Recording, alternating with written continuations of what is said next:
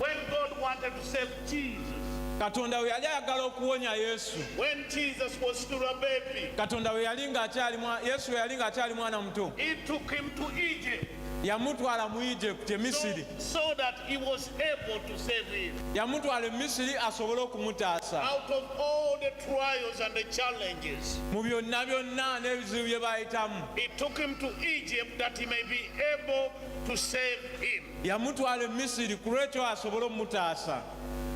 Today we are continuing with our series we started last week.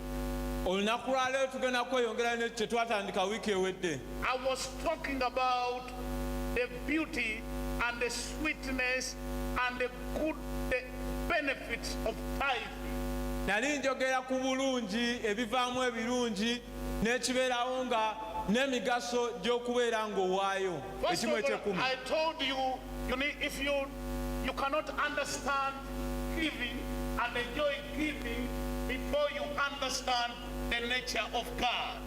Tosobola kunyumirwa nnyo kugaba oba okugaba kwonna nga tonabategeera mbeera oba enneeyisa ya Katonda. You need to understand who God is.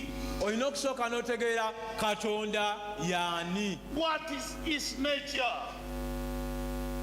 embeera ze, ekikula kye yafaanana atya, How does he operate? ebintu byabikola atya. I'll give you first example.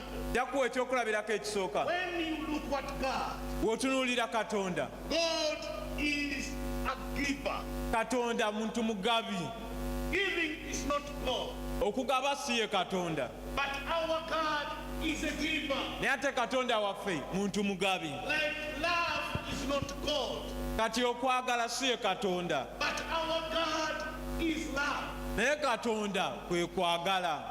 Giving is not God, Okugaba si Katonda, but our God is a giver. naye ate Katonda waffe Katonda agaba. When you look at his nature, Bw'otunuulira ekikula kye, when you read and study about him, bwe tugezaako okusoma kw'onu, you realize that our God is a giver. otegeera nti Katonda waffe muntu mugabi. Look at the things around you. Tunuulira ebintu Every ebikukwetoolodde day, buli every lunaku, morning, buli ku makya. God gives us light. Katonda atuwa ekitangaala.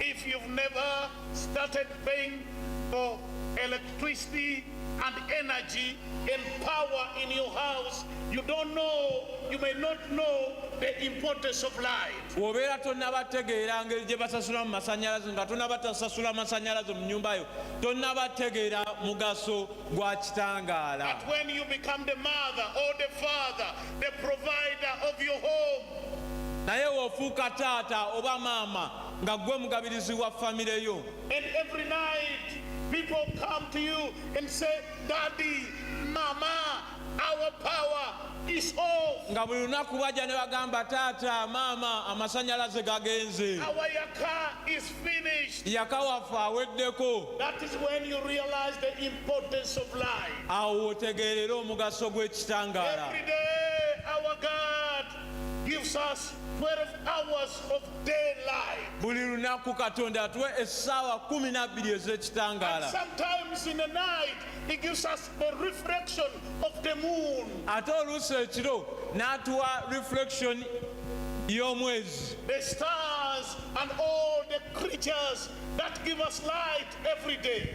emmunyeenye na buli kitonde kyonna ekituwa ekitangaala buli lunaku. All that shows you Ebyo byonna the bitulaga beauty and the goodness of God. obulungi n'okuvaayo kwa Katonda. It shows you that our God is a giver. Kitulaga nti Katonda muntu mugabi, He gives. agaba, He is in the business of giving. ali mu bizinesi oba mukolero ery'okugaba. You cannot say that I'm following that God and you don't become a giver. Tosobola kugamba nti ngoberera ono Katonda n'otafuuka mugabi. Every day, sometimes in some places, He gives us water, Buli lunaku, rain to water our crops. buli kaseera mu bifo eby'enjawulo atuwa enkuba, amazzi, okufuna amazzi mu bifo byaffe byonna. And on top of that, every day, He gives you oxygen to breathe. waggulu w'ekyo buli lunaku akuwa omukka gw'ossa. Because our God is a giver. Kubanga Katonda waffe mugabi. You cannot separate him from his generosity. You cannot say that he's sitting in you and you don't.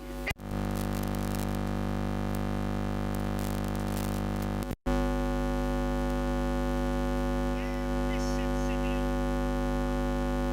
because he's a creator and he's a mover. He stirs up everything in you, and you begin to become a giver. Because our God is a giving God. Therefore, don't shun away from this nature, the nature of a giving God.